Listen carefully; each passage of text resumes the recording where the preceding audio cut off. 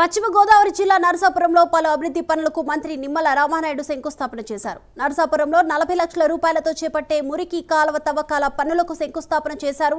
YCP మునిగిపోయే నావని, వచ్చే ఎన్నికల్లో ఆ పార్టీకి కనీసం 6 సీట్లు కూడా రావని మంత్రి విమర్శించారు. ఆ భయం వైసీపీ నేతలకు ఇప్పటి నుంచే పట్టుకుందని కూడా తెలిపారు.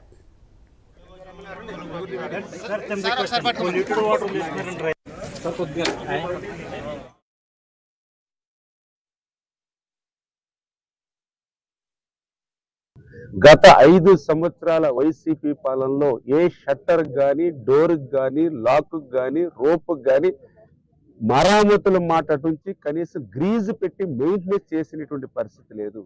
దానివల్ల అంటే గత వైసీపీ ప్రభుత్వం చేసినటువంటి పాపాలన్నీ కూడా ఈ రోజు మాకు శాపాలుగా రైతులకు మారినటువంటి పరిస్థితి.